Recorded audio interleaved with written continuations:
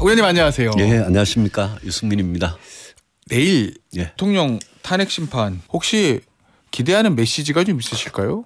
말씀하신 대로 정말 국민들이 원하는 메시지가 나왔으면 좋겠어요. 근데 12월 14일 탄핵소추 이후에 이제 계속 보여준 모습들 보면 계속 이 비상계엄과 여러 가지 그런 데 대해서 뭐 변명하고 부하들한테 이렇게 떠넘기고 이런 게 많잖아요.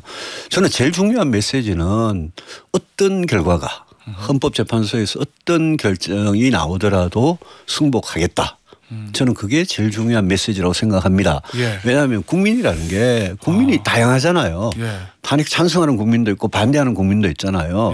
그래서 이번 최후 변론의 메시지만큼은 진짜 전체 국민을 대상으로 지금 국민의 분열과 갈등이 너무 심각하지 않습니까? 이거를 사실 치유하고 국민 통합하는 거는 정치하는 사람이면 다 그 책임인데 제일 중요하죠. 저는 윤석열 대통령 지금 이 대목에서 분열과 갈등을 치유하고 국민이 통합하도록 이 현재 결정 이후에 걱정들 많잖아요 지금. 결정 이후에 불복을 어느 쪽에서 하면 계속 우리나라는 시끄럽고 그래서 대통령께서 어떤 결정이든 승복하겠다. 그리고 우리 국민들이 이제 이 문제는 이걸로 매듭짓고 좀 하나가 돼 가지고 이 분열과 갈등을 극복하고 좀 하나가 돼서 다시 나라 다시 세우는데 좀 그렇게 힘을 모으자. 이런 메시지가 나오면 전 제일 좋겠어요. 거기 플러스 이제 이번 사태에 대한 그동안 사실 대통령의 어떤 진정한 반성이나 사과, 책임 이런 메시지가 없었거든요. 그런 것도 저는 있었으면 좋겠고 그리고 우리 군과 경찰이 국군 통수권자 대통령의 명령을 받고 움직여 가지고 많은 사람들이 지금 기소되고 조사를 받고 있지 않습니까? 그래서 자기 명령에 따라서 그렇게 했던 군과 경찰 에 대한 선처를 호소하고 이건 전부 내 책임이다. 이런 모습을 좀 보여주시면 어떠냐. 그런데 지난 2달간 똑같이 막 변명하고 합리화하고 이거는 뭐 야당 국민에 대한 경고였다 그러고 부하한테 책임 떠넘기고 이런 모습만 되풀이한다면 저는 안 좋을 것 같아요. 아니 여당 일각에서는 만약에 기각이 돼서 대통령이 직무 복귀하더라도 임기 단축 개헌 또는 뭐 조기 하야 이런 승부수를 던져야 된다. 그런 얘기들이 나올 수도 있다라는 이제 여권 일각의 시각들이 지금 보도는 되거든요. 일부 언론에서. 저도 기사는 봤어요. 그런데 그런 이야기 왜 나오죠? 잘 모르겠어요. 기각되면 이제 뭐 내가 어떻게 하겠다. 그런 말씀을 하실 수는 있을 것 같아요. 그런데 그거는 이제 기각을 바라고 하는 메시지겠죠. 그런데 기각되면 당연히 직무 복귀하는 거고 그러면 이제 그 이후에 대통령으로서 어떤 자기 자신의 어떤 계획에 대해서 밝힐 기회는 얼마든지 있는 거죠. 그 최후 변론에 이제 그런 게 들어가는 게 그게 윤 대통령 본인한테 도움이 될지 그게 뭐 헌법재판관들의 마음을 어떻게 움직일지 그거는 이제 모르겠습니다만은 그 조금 좀 엉뚱한 이야기 아닌 것 같아요. 그럼 당 일각에서 여권 일각에서 그 얘기가 솔솔 나오는 이유는 뭐라고 보십니까? 어떤 정치적인 의도가 있다고 대통령하고 무슨 교감으로 그런 게 나오는지 모르겠는데 제가 아까 말씀드린 어떤 결정이든 승복하겠다라는 메시지가 없고 반성 사과도 없고 만약 지난 2달간 해왔던 그 메시지 반복이라면 아마 방금 앵커께서 말씀하신 기각되면 내가 뭐 조기 하야를 한다든지 개헌도 한다든지 뭐 그런 이야기 나올지도 모르죠. 그런데 개헌이라는 게 필요하죠. 필요한데 이제까지 안 하다가 마지막 이런 타이밍에 대통령이 이런 자리에서 개헌 이야기 하는 게 맞는지 잘 모르겠어요. 오히려 진정성이 없다 뭐 이렇게 느껴질 수도 있단 말씀이시군요. 이번에는 뭔가 좀 진실성, 진정성 이런 대통령의 모습 그런 걸 좀 보는 게 국민들이 원하는 것 아닌가요? 대통령께서 이 모든 과정에서 국민들한테 참 그 대통령답다. 또 저런 부분은 진짜 대통령으로서 고민이 있었겠다. 이런 뭐라 그럴까요? 감동 이런 거를 준 적이 잘 없거든요. 저는 최후 변론이 윤석열 대통령한테는 어떻게 보면 마지막 기회일 수도 있는데. 그렇죠. 근데 이 기회에 대통령다운 모습을 보여주시는 게 참 필요하겠다. 그런 생각이 계속 듭니다. 알겠습니다. 네. 당은 지금 사실 어떻게 보면 결과가 어떻게 나올지 모르지만 인용, 기각 두 가지를 다 대비해야 되는 거잖아요, 의원님. 그러면 지금 이 타이밍에 이 순간에 국민의힘이 가장 먼저 해야 될 건 뭐라고 보십니까? 탄핵 심판을 받고 있는 대통령을 배출한 당이기 때문에 죄가 있고 책임이 있죠. 그래서 지금 대통령이 저러고 있는데 탄핵 심판 중인데 당이 또 뭐 저희 같은 정치인들이 뭐 너무 뭐 기각을 아니죠 인용을 아예 전제를 하고 그러고 뭐 조기 대선 준비나 이런 거를 공개적으로 그렇게 할 수가 없는 사정이라는 거는 그거는 뭐 국민들도 다 이해하실 거예요. 그런데 당은 이럴 때 뭐 이렇게 어느 경우든 저는 대비를 해야 되고 특히 탄핵 인용에 대한 대비는 공개적으로 뭐 드러내놓고는 못하지만 거기에 대해서 우리가 만약 탄핵 인용되면 2개월 안 대선을 치러야 되는데 그렇죠. 그러면 우리가 이 보수 전체가 진짜 뭐 책임을 져야 될 부분도 있겠지만 윤석열 대통령의 그 잘못된 어떤 판단 때문에 저는 우리나라 보수 전체가 그냥 괴멸 상태로 망하는 거는 그거는 우리 정치에도 저는 안 좋다고 생각합니다. 그러면 어쨌든 당 입장에서는 인용될 경우에 우리가 어떻게 할 거냐에 대해서 속으로는 특히 당 지도부는 당연히 준비를 하고 있었어야 되고 그걸 준비를 안 한다면 그거는 정치하는 사람들이 아닌 거죠. 그거는. 그렇지 않습니까 솔직히. 그래서 도대체 이기는 전략을 준비하고 있냐.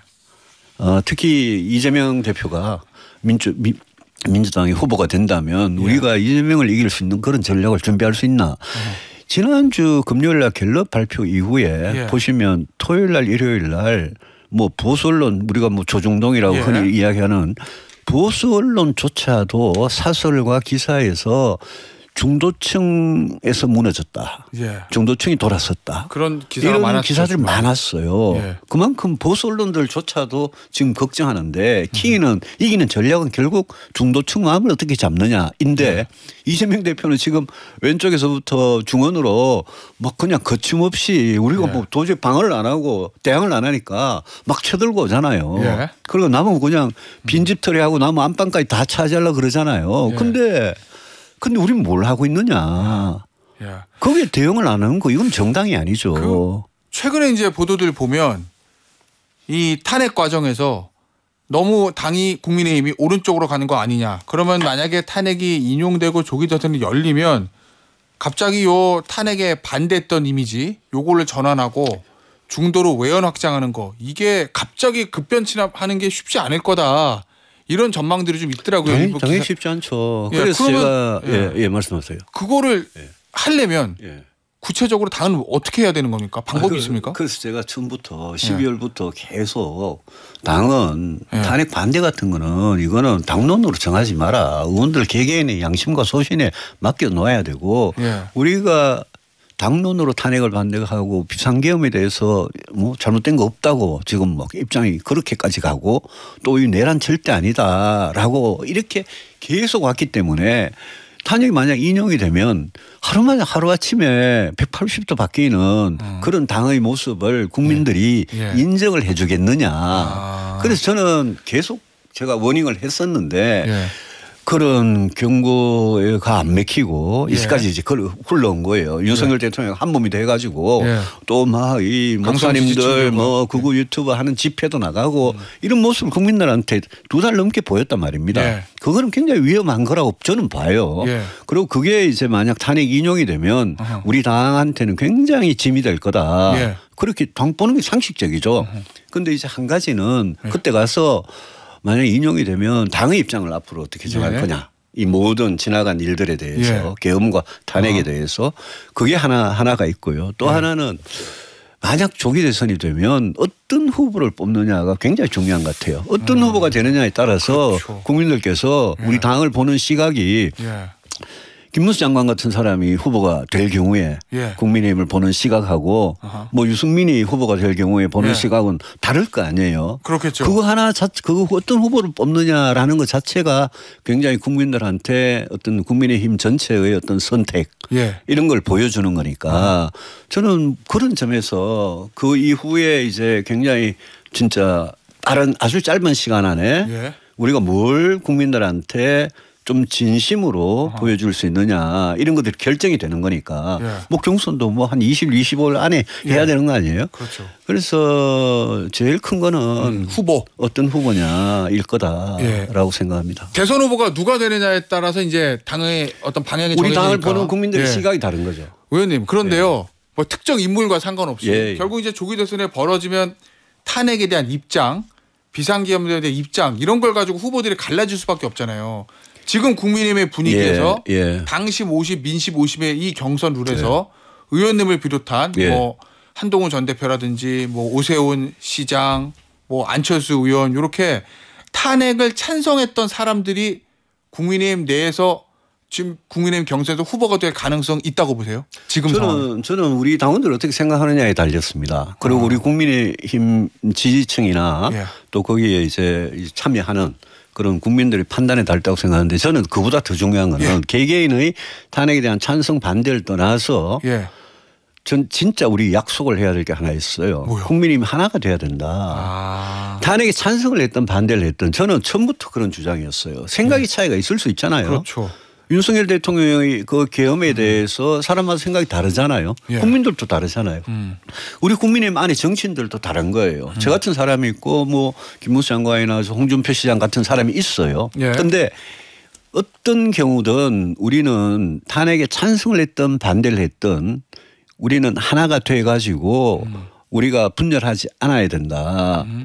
그게 뭐 지금 우리가 국민의 전 통합 이런 것도 걱정하는 마당에 우리 안에서 찬성했다 반대했다 가지고 서로 딱지를 붙여가지고 서로 편을 나눠가지고 총을 쏘고 싸우고 뭐 너 당에서 나가라는 그런 이야기 그런 이야기하면 그거는 이재명 대표한테 그냥 대통령 자리 갖다 바치는 겁니다.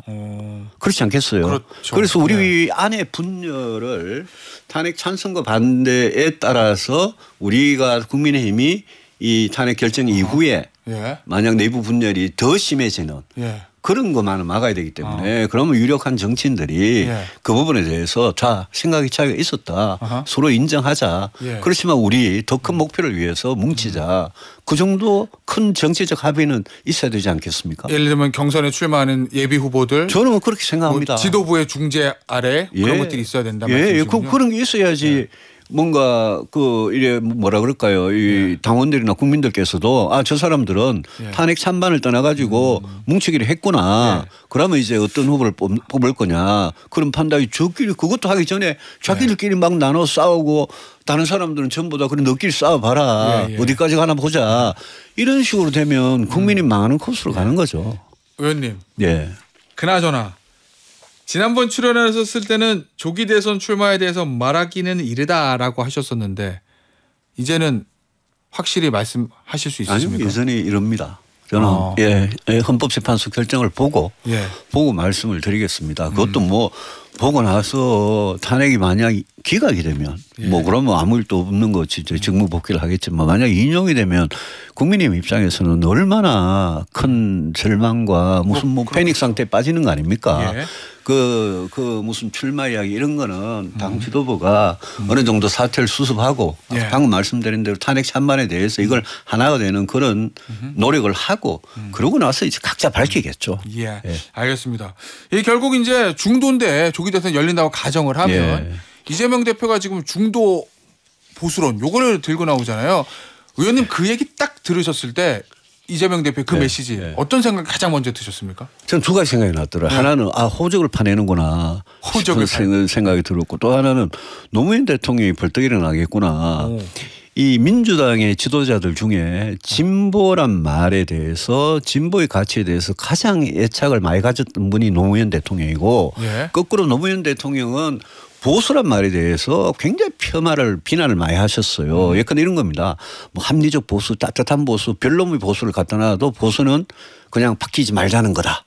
약육강식, 적자생존, 힘센 사람 마음대로 하는 거 바뀌지 말자는 거다. 이런 이야기를 노무현 대통령 입에 달고 살았어요. 예. 그런 노무현 대통령조차도 나라와 국민을 위해서 예컨대 한미 FTA 같은 거, 제주 해군기지 같은 거, 이런 이라크 파병 같은 거는 했단 말입니다. 그죠? 예. 그래서 저는 노무현 대통령의 진정성이 있었다고 생각합니다. 그런 점에서. 그런데 이재명 대표는요. 이재명 대표가 지금 민주당은 처음부터 사실 진보는 아니었어요. 그냥 사입이 진보였어요. 진보 참칭을 하다가 지금은 이제 중도 보수다.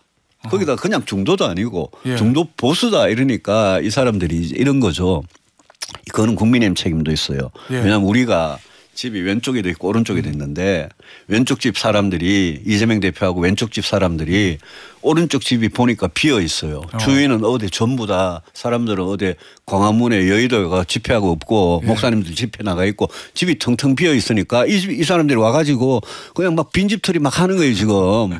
그러면서 보수란 말을 이재명 대표 입에서 이제 쓰는 거예요. 그럼 저는 이재명 대표의 그런 뭐 그건 전략적이겠죠. 자기 뭐 재판도 좀 덮고 재판 기사 안 나잖아요 요즘. 정도 보수다 이거 갖고 떠드니까. 이재명 뭐 재판 이야기 별로 없어요. 그리고 뭐 별 이제 헷갈리는 경제적인 심지어 안보까지도 한미 원자력 협정까지도 건드리대요. 그리고 경제 안보에서 우클릭 한다는 걸 이제 보여주는 그런 여러 가지를 이제 플레이를 하는 거죠. 그런데 그걸 보고 있는 국민의힘은 보수는 뭘 하고 있느냐. 아니 이재명 대표가 스스로 보수를 하는데 우리는 뭘 하고 있는 거냐. 우리가 오히려 이재명 대표가 왼쪽에서 오른쪽으로 중원으로 와가지고 막 진격을 해가 말을 타고 진격을 해가 오면 우리가 나와가지고 맨몸으로라도 싸워야지. 그래서 중원을 지켜야지. 우리는 저 오른쪽 끝에 가가 바글바글 모여가지고 광화문 여의도 집회에 나간단 말입니다. 이거는 우리가 아까 제가 이기는 전략이라고. 우리 전략이 잘못된 거다 이거는. 이대로 그러면 그게 우리가 그렇게 하는 게 제가 제일 위험하게 생각하는 국민들께서 이재명 대표가 얼마나 오락가락하고 신뢰할 수 없는 사람인지 아시는 분도 많지만 또 모르시는 분들은 최근에 이재명 대표의 여러 가지 달콤한 그런 갑자기 세금을 깎아주겠다 이런 얘기 많이 하잖아요. 그런데 이렇게 넘어갈 수도 있어요. 그래서 오히려 지금 국민의힘이 정신 바짝 차리지 않으면 안방까지 다 내주게 생겼다. 선거 전략상으로만 놓고 봤을 때 이재명 대표 이 전략은 굉장히 유효하다 이런 말씀이신 거죠. 그 사람 입장에서는 미울 정도로 야가 빠졌지만 그건 그 사람 입장에서는 영리한 전략이죠. 당연히. 오히려 우리의 대응이 지금 제가 보기에는 한심한 거죠. 근데 지금 국민의힘이 대응하는 거 보면 야, 왜 일관성이 없다. 말 바꾸길 잘한다. 그 말 자체는 맞죠. 그렇게 대응하거든요. 일관성 없고 말 바꾸기 잘하고 신뢰할 수 없고 그거 자체는 맞는데 그거 이상으로 우리가 그러면 이재명 대표는 중원을 마음대로 저렇게 쉽게 먹는데 우리는 중도층의 마음을 얻기 위해서 어떤 노력을 하고 있느냐? 이재명 공격해갖고는 부족한 그런 부분이 있죠. 지금 이게 일관성 관련된 부분인 건데 그 우클릭 요 부분에 대해서 일관성 문제 말 바꾸기 이런 지적에 대해서 이재명 대표 이렇게 얘기하거든요. 세상이 바뀌고 상황이 바뀌었는데도 변하지 않으면 그런 것을 바보라고 그럽니다. 이렇게 대답했는데 여기에 대해서 의원님이 반박해 주신다면 뭐라고 말씀하십니까? 이재명 대표는 원래 그런 분이에요. 그리고 대통령이 만에 하나 저런 분이 대통령이 되면 그러면 이제 다시 옛날로 돌아갈 거예요. 그래서 2021년에 기억하는데요. 2021년에도 그랬습니다. 성남시장 시절부터 전 시민한테 돈 퍼주고 기본소득 하겠다 이러다가 대선 얼마 앞두고는 안 하겠다. 성장하겠다 이러더니 또 대선 끝나니까 다시 기본소득 막 떠들었어요. 몇 년 동안. 그러다가 최근에 또 성장 이야기를 해요. 그러니까 이재명 대표는 지금 국민을 눈속임 하고 있는 거는 분명해요. 뭐 원래 위치로 돌아갈 거예요. 그런데 이제 지금 선거를 앞두고 저 사람의 저런 전략은 굉장히 조심해야 된다. 그러면 국민의힘이 그거를 맞받아치려면 중원을 역시 뺏기지 않기 위한 우리가 중도를 지킬 수 있는 그런 큰 전략. 저는 그게 우리 대선 전략이고 그 전략이 없으면 우리 당원들 우리 지지자들 보수 유권자들 제일 신앙이 뭡니까? 이재명 이 대통령이 된 대한민국에서 5년 동안 사는 거 끔찍하다 이거 아닙니까? 그걸 만약 보수 유권자들은 그거를 막으려면 그러면 중도 싸움을 해야죠. 뭘 해야 돼요 그러면 구체적으로? 정책부터 시작해서 그다음에 우리가 그동안 뭐 지금 이런 비상계엄이나 탄핵에 대한 입장 같은 것도 중도층에서 많이 밀리고 있잖아요. 그런 부분도 새로 다 정리를 해야죠. 정치 정책 저는 다 바꿔야 된다고 생각을 합니다. 알겠습니다. 의원님 최근 인터뷰 보니까요. 박근혜 전 대통령 얘기를 하셨더라고요. 쌓인 오해가 많다. 기회가 되면 풀고 싶다 이렇게 말씀하신 바 있는데 쌓인 오해란 게 어떤 걸 말씀하시는 거예요? 진짜 그렇습니다. 제 마음은 저는 뭐 이건 뭐 최근에 한 이야기는 아니고 오랫동안 갖고 있었던 생각인데 그 뭐 오해가들이 많았어요. 제가 그분 회고록을 읽어봤더니 저에 대해서 아직도 잘못 알고 계시거나 그 과거 있었던 일들에 대해서 오해를 하고 계시는 그런 부분들이 굉장히 많구나 이런 걸 느꼈고 특히 원내대표 때 공무원연금개혁 그걸 해나가는 과정에서 그 사실은 박 대통령이 뭐 지금도 자기 업적 중에 하나라고 이야기하는 게 공무원연금개혁 한 건데 2015년에 제가 그때 원내대표였고요. 제가 그걸 해냈는데 그걸 하고 나서 이제 더 오해가 많이 쌓인 것 같고 이래서 뭐 이제 세월이 지나고 이제 저도 나이가 들고 박근혜 대통령도 이제 자꾸 연세가 들고 그러니까 이제는 좀 서로 풀고 오해가 있으면 그런 것도 좀 풀고 화해도 하고 저는 그런 기회가 언젠가 왔으면 좋겠다. 이거는 뭐 정치적인 일정하고 관계없이 제가 늘 원하던 거였고 정치 일정과 상관없이 그런 게 뭐 언젠가는 오겠죠. 그럼 저는 뭐 그래 바랍니다. 그 대구 사저에 방문하실 계획도 있으신 거예요? 가능하시다면? 뭐 그게 이제 서로 뭐 약속이 돼야 되고 뭐 그렇죠. 박 대통령도 뭐 그런 마음이 생겨야 되는 거 아니겠습니까? 알겠습니다. 지금 명태균 씨 얘기가 다시 나오고 있는데요. 여러 가지 그냥 폭로를 하고 있어요. 명태균 씨가. 그거 참 고약해요. 이거 만약에 조기 대선 열리면 국민의힘에게는 굉장히 안 좋은 이슈라고 보세요? 그 민주당의 박범계 의원님이 무슨 명태균 황금폰 사진하고 USB 사진까지 찍어가지고 막 그냥 그랬던데 저는 이게 명태균 씨하고 관련된 분들이 많잖아요. 윤 대통령 부부뿐만이 아니고 홍준표, 오세훈, 뭐 김종인, 이준석 많잖아요. 근데 그 황금폰이든 뭐든 그 상당수를 이미 민주당이 갖고 있는 것 같아요. 좀 이따 뭐 박범계 의원님 나오신다는데 한번 물어보시면 박주민 의원, 박범계 의원님 이런 분들이 상당 부분 갖고 있고 심지어 명태균 씨가 타고 다니던 차량이 블랙박스입니까? 그 블랙박스에 있는 것도 다 갖고 있는 것 같아요. 그렇기 때문에 저는 더더욱 서울중앙지검에서 이걸 이관 받았잖아요. 창원지검에서 서울중앙지검이 저는 그 중에 그냥 이렇게 뭐 조금 정치적으로 조금 부적절한 부분이 있을 거고 불법인 부분이 있을 수 있다면 적어도 최소한 불법인 부분에 대해서는 서울중앙지검이 빨리 모든 걸 다 밝혀줬으면 좋겠어요. 안 그러면 명태균 씨의 입에 계속 놀아날 것 같아요. 그거는 뭐 홍 시장이나 오 시장도 지금 강력하게 원하는 거 아닙니까? 검찰이 빨리 밝혀달라는 거. 그러면 검찰이 포렌식도 끝나고 다 끝났잖아요. 보고서까지 다 썼다면서요. 그러면 주요 정치인 윤석열 대통령 부부를 포함해서 그걸 밝혀야죠. 검찰이 그걸 안 밝히고 그냥 뭐 김영선 전 의원이나 몇 명에 대해서만 지금 기소하는 걸로 그런 식으로 되니까 오히려 혼란과 이런 게 더 커지는 것 같아요. 알겠습니다. 짧게 의원님 마지막 질문인데요. 최근에 한겨레 21에 칼럼이 실렸더라고요. 제목이 한동훈과 유승민이 손잡는다면. 그러면 두 사람이 뭐 손잡고 보수 재편해라 뭐 이런 얘기일 것 같은데 이거 가능성 있는 얘기라고 보십니까?